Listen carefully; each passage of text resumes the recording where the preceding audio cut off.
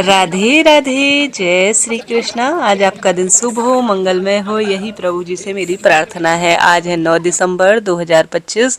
आज कृष्ण पक्ष अभी चल रहा है, सर्वार्थ सिद्धि योग है, कुमार योग और रवि योग का आज निर्माण हो रहा है। आज सूर्य उदय का समय 7:02 के आसपास रहने वाला है। सूर्यास्त का समय रहेगा 5:25 के आसपास। आज सुनी व जाने वाली सभी कथाओं का वीडियो में रसवादन करेंगे, जिसमें आज नित्यनेम से सीता माता, श्री रामचंद्र जी, हनुमान जी की कथा जो सुनी जाती है वह श्रवण करेंगे, पौष महत्म सुनेंगे और अन्य श्रेष्ठ कथाओं का रसवादन करेंगे जो आपका दिन बना देंगी। आइए आरंभ करते हैं। सबसे पहले आज राहु काल का जो अशुभ समय रहने वाला है, जिसमें आपको किसी नए कार्य की शुरुआत नहीं करनी है, वह रहने वाला है 2:49 से दोपहर में 4:07 के आसपास। आप राहु काल का त्याग कीजिएगा। आज यह श्रेष्ठ और शुभ समय नहीं है। इसके साथ साथ आज पूरा दिन शुभ और श्रेष्ठता के रूप में जाना जाएगा। आप पंचमी तिथि 2:28 के आसपास तक रहने वाली है और साथ ही उसके बाद षष्ठी तिथि लग जाएगी। आज अश्लेषा नक्षत्र है और आज का दिन सर्वश्रेष्ठ है। जैसा मैंने विदित कराया, सर्वार्थ सिद्धि योग है आज, कुमार योग और साथ के साथ रवि योग का निर्माण हो रहा है। आपका दिन शुभ हो, मंगलमय हो, यही प्रार्थना करते हुए, प्रभु जी से प्रार्थना करते हुए आज आरंभ करते हैं नित्य नेम की सीताराम जी की कथा। इस कथा को सुनने से अद्भुत सुखों की प्राप्ति होती है। बस आपसे अनुरोध है, अंत तक आप बने रहिएगा।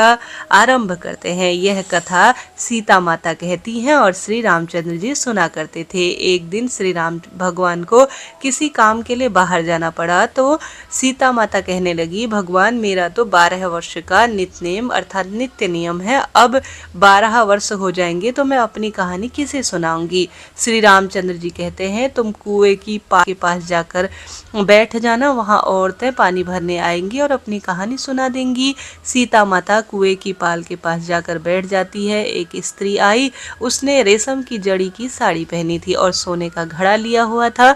सीता माता उसे देखकर कहती है, मेरी बहन, आज मेरे नित्य नेम के 12 वर्ष की कहानी सुन लो। पर वह स्त्री बोली कि तुम्हारा नित्यनेम सुनूंगी तो घर जाने में देर हो जाएगी और मेरी सास भी मुझसे लड़ेगी। उसने कहानी नहीं सुनी और घर चली गई। उसकी रेशम जड़ी साड़ी फट गई और सोने का घड़ा मिट्टी के घड़े में बदल गया। सास ने देखा तो पूछा कि किस का दोष है और किसके सर आप लेकर आई हो। बहू ने कहा कि कुएं पर एक औरत बैठी हुई मिलती है, उससे कहानी सुनने के लिए कहा, परंतु मैंने तो कहानी को अनसुना कर दिया, शायद यह उसी का फल है।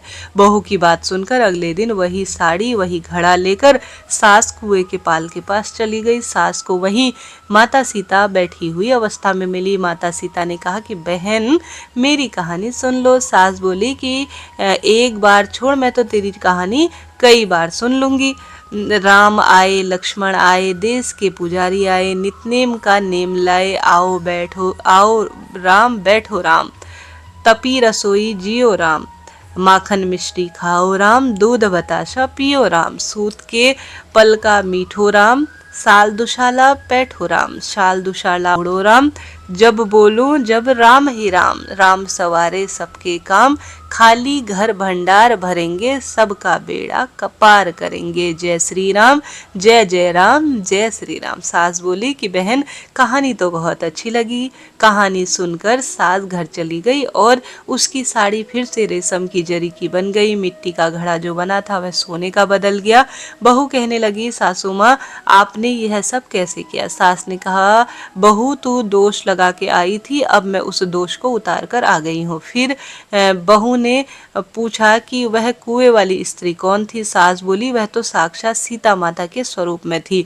वे पुराने को नया कर देती है, खाली घर के भंडार को भर देती है, वह लक्ष्मी जी का वास करा देती है, आदमी की जो भी इच्छा हो उसे पूरा करा देती है। बहू बोली कि ऐसी कहानी मुझे भी सुना दो। सास बोली कि ठीक है, तुम भी सुनो। और सास ने कहानी सुनी और कहानी सुनानी शुरू की और बोलने लगी, राम आए, लक्ष्मण आए, देश के पुजारी आए, नित्य नेम की बात लाए, आओ राम बैठो राम, तपी रसोई जिमो राम, माखन मिश्री खाओ राम, दूध बताशा पियो राम, सूत के पल का मीठो राम, साल दुशाला बैठो राम, साल दुशाला ओढ़ो राम, जब बोलो जब राम ही राम, राम सवारे सबके काम, खाली घर भंडार भरेंगे, राम सबका बेड़ा पार करेंगे, जय श्री राम जय श्री राम जय जय राम।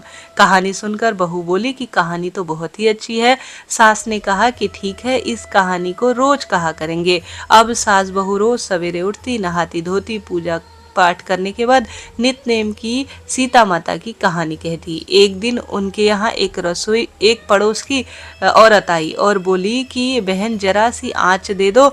वह बोली कि आँच तो हमें अभी हमने जलाई ही नहीं। पड़ोसन ने कहा कि तुम सुबह 4 बजे से उठकर कर क्या रही थी, जो पूरी बात मुझे बताओ। उन्होंने कहा कि सुबह उठते ही हम सबसे पहले पूजा करें, फिर सीताराम जी की नित्यनेम की कहानी सुनते हैं। पड़ोसन ने उनकी बात सुनकर कहा कि सीता माता की कहानी कहने से क्या मिला। वह बोली कि इतनी कहानी कहने से घर में भंडार भर जाते हैं, सारे काम सिद्ध हो जाते हैं, मन की इच्छा पूरी हो जाती है। पड़ोसन कहती है बहन ऐसी कहानी है तो कृपया मुझे भी सुना दो। वह बोली ठीक है, तुम भी यह कहानी सुन लो।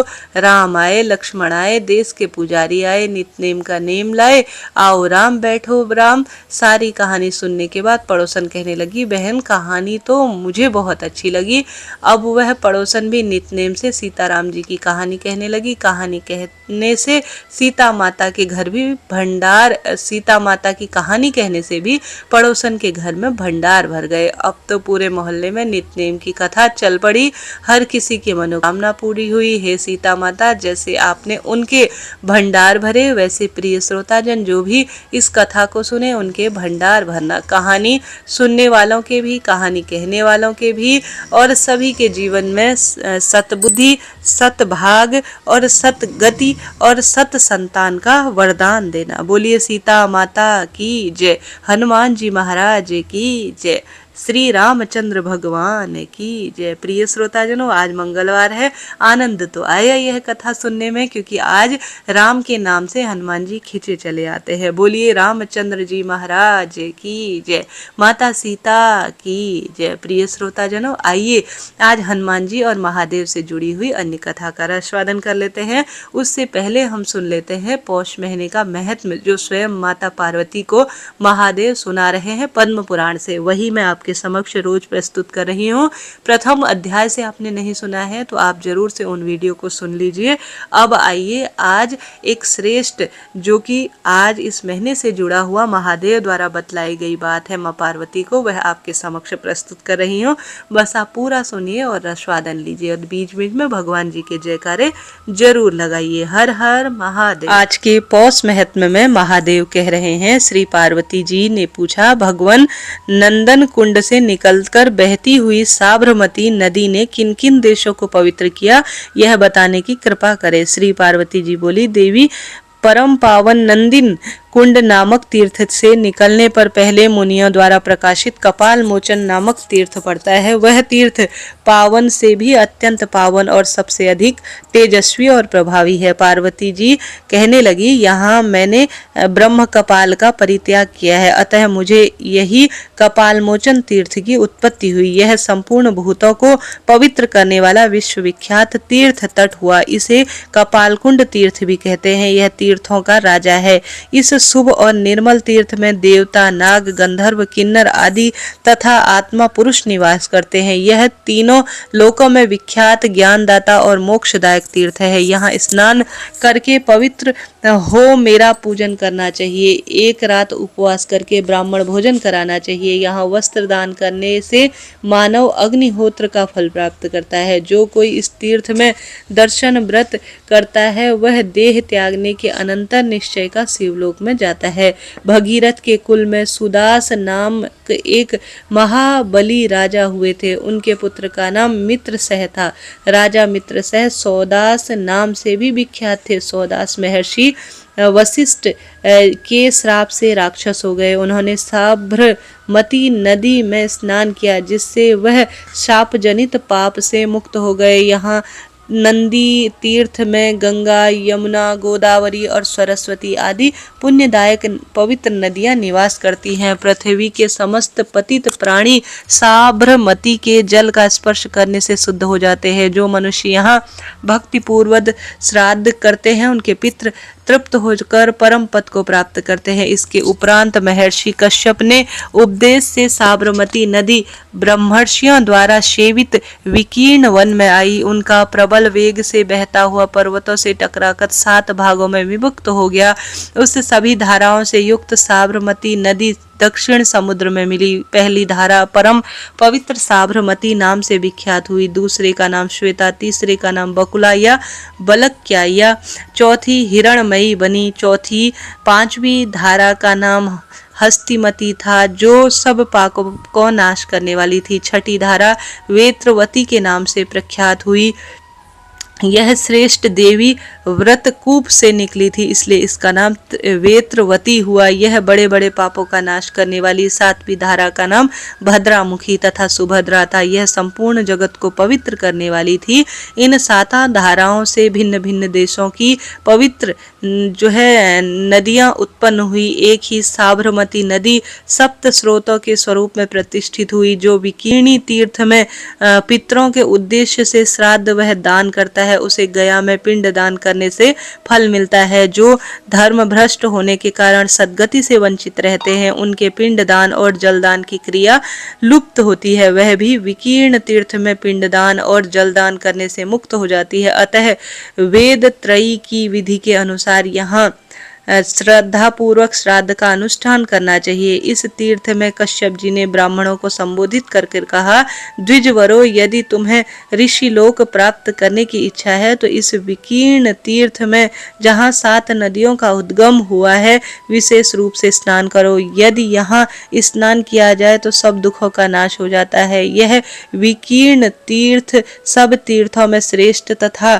क्षेत्र तथा क्षेत्रों में परम क्षेत्र उत्तम क्षेत्र है। यहाँ शुभ गति प्रदान करने वाला तथा रोग और दोष का निवारण करने वाला है। विकीर्ण तीर्थ के बाद श्वेत द्वव नामक उत्तम तीर्थ है जहाँ सब पापों का नाश करने वाली त्रिलोक विख्यात श्वेता नदी प्रवाहित हुई। यह नदी मेरे अंगों में लगे हुए भस्म के संयोग से प्रकट हुई, इसलिए देवताओं द्वारा सम्मानित हुई। उसमें स्नान करके पवित्र और जितेंद्रीय भाव से वहाँ 3 रात निवास करने वाला पुरुष महाकालेश्वर दर्शन करने से रुद्र लोक में प्रतिष्ठित होता है। जो श्वेता के तट पर कुश और तिलों से पितरों का श्राद्ध और तर्पण करता है उसका पितृ पूर्ण तृप्त हो जाता है। श्वेत गंगा परम पुण्यमयी और दुख एवं दारिद्रता को दूर करने वाली है। हे पार्वती, मैं उसके पवित्र संगम में नित्य निवास करता हूँ। उसमें जो स्नान और दान करते हैं उन्हें उसका अक्षय फल प्राप्त होता है। जो नर श्रेष्ठ यहाँ धूप फूल माला और आरती निवेदन करते हैं वह पुण्य आत्मा है। जो बिल्व पत्र लेकर श्वेता के किनारे शिव जी के ऊपर चढ़ाता है वह मनवांछित फल प्राप्त करता है। यहाँ से तीर्थ यात्री पुरुष गण तीर्थ को जाए, वह तीर्थ चंदना नदी के तट पर है। शिव गणों ने उनका नाम त्रिविष्टप रखा है। पूर्णिमा को एकाग्र चित्त हो त्रिविष्टप नदी के स्नान करके मनुष्य ब्रह्म हत्या जैसे पाप से मुक्त हो जाता है। जो वर्षों के 4 महीनों में वहां निवास करता है वह महान सौभाग्य और पवित्र होकर रुद्र लोक में प्रकाशित और प्रतिष्ठित होता है। कृष्ण पक्ष की अष्टमी को गण तीर्थ में स्नान करने से जो उपवास करता है वह बकुला संगम में गोता लगाता है, वह मानव स्वर्ग लोक में जाता है। उस तीर्थ में स्नान करके बकुलेश्वर का जो ध्यान करता है वह मनुष्य गणेश जी के प्रसाद से गणपति के पद को प्राप्त होता है। यहाँ परम पराक्रमी चंद्रवंशी राजा विश्वदत्त ने दीर्घ काल तक बड़ी संख्या में तपस्या की और गणेश जी के प्रसाद से गणपति पद को प्राप्त किया। महर्षिश्वर वशिष्ठ वामवेद कहोण कौशितक भारद्वाज अंगिरा विश्वामित्र और वामन यह पुण्य आत्मा मुनि श्री गणेश जी की कृपा से सदा ही इस तीर्थ का सेवन करते हैं। इनके सेवन से ही पुत्रहीन को पुत्र, धनहीन को धन, विद्याहीन को विद्या और मोक्षार्थी को मोक्ष मिलता है। जो यहाँ स्नान और पूजन करता है वह सब पापों से मुक्त होकर विष्णु परम पद को प्राप्त करता है। प्रिय श्रोताजनों, इस तरह से यह मैंने आपको पद्म पुराण के उत्तरखंड में वर्णित श्रेष्ठ बात बतलाई। आशा है, उम्मीद है आपने सुनी। अब इसके आगे अन्य जो है तीर्थों का भी और अग्नि तीर्थ का महादेव और वर्णन कर रहे हैं। आज मंगलवारी श्रेष्ठ तिथि पर, जो कि हनुमान जी का जो है दिन है, जो कि महादेव के 11वें रुद्रावतार हैं, मैं उन्हीं की श्रेष्ठ बात आपके समक्ष प्रस्तुत कर रही हूँ। मैं पढ़ने जा रही हूँ आगे का अध्याय, जो कि अपने आप में अद्भुत है। आइए आरंभ करते हैं। आशा है, उम्मीद है आप यहाँ तक पहुँचे हैं, आपको आनंद आ रहा है। इसके आगे महादेव कहते हैं, हे पार्वती, साबरमती के पास ही ईशान कोण में पालेश्वर नामक तीर्थ है, जहाँ चंडी देवी प्रतिष्ठित हुई। वह योग माताओं की पीठ है, जो समस्त सिद्धियों की साधक है। वहाँ जगत पर अनुग्रह करने वाले सभी देवताओं के कार्य की सिद्धि के लिए माताएं परम यत्न पूर्वक स्थिति है। उस तीर्थ में दृढ़ता पूर्वक व्रत का पालन करते हुए 3 रात निवास करते हुए मनुष्य चंडीपति भगवान शंकर के समीप जाकर उनका दर्शन करे और उनके निकट साबरमती नदी में स्नान करके समाधि विधि से युक्त होकर मातृमंडल के दर्शन के लिए जाए। ऐसा करने से मनुष्य सहस्त्र गोदान का फल प्राप्त करता है। अग्नि तीर्थ में स्नान करके चामुंडा दर्शन करने पर मनुष्य को राक्षस, भूत और पिशाच का भय नहीं रहता। पार्वती, साबरमती में जहाँ गौक्षुरा नदी मिलती है, वहाँ सहस्त्रों तीर्थ है। वहाँ तिल के चूर्ण से श्राद्ध करे। उस तीर्थ में पिंडदान करके ब्राह्मणों को भोज कराने से अक्षय पद की प्राप्ति होती है। पूर्व काल में कुकुरमुद नाम का एक पापिष्ट एवं दुष्ट राजा हुआ। वह बड़ा ही खल, मूढ़, अहंकारी, ब्राह्मणों का निंदक, गौहत्या, बालघाती तथा सदा उन्मुक्त रहने वाला था।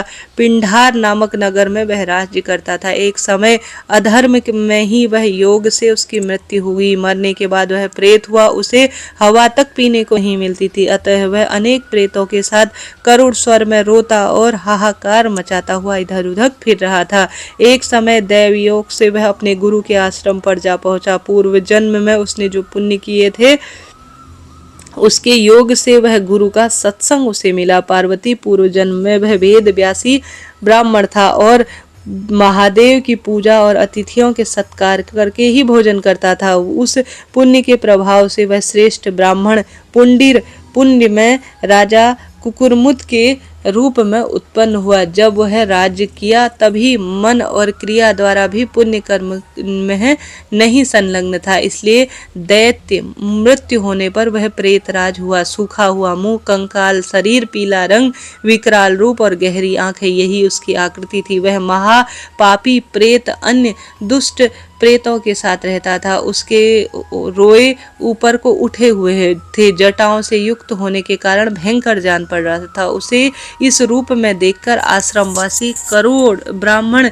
कहोड़ व्याकुल हो उठे थे। कहोड़ बोले, राजन, यह अग्नि पालेश्वर तीर्थ है। मैं इस परम अद्भुत, रोमांच और मनोरम रमणीय स्थान में प्रतिदिन निवास करता हूँ। तुम तो मेरे यजमान हो, फिर इस प्रकार प्रेतराज कैसे हो गए? प्रेत बोला, देव, मैं वही पुंडिर कुकुरमुर्द राजा हूँ, जहाँ रहकर मैंने कुछ समय राज्य किया। उसे सुनिए। ब्राह्मणों की हत्या, असत्य भाषण, प्रजा का उत्पीड़न, जीवों की हत्या, गौओं का दुख देना, सदा बिना स्नान किए रहना, सज्जन पुरुषों को कलंकित करना, भगवान विष्णु और वैष्णव का सर्वदा निंदा करना, यह मेरा काम हुआ करता था। मैं दुराचारी और परम जो है दुरात्मा था। यहाँ मैं जितने भी दिन रहता था सभी जीवों को खाने का प्रयास करता था, कभी भी शौचाचार कर उसका पालन नहीं करता था। द्विजराज, उसी पाप कर्म के योग से मृत्यु के बाद में प्रेत आत्मा में मुझे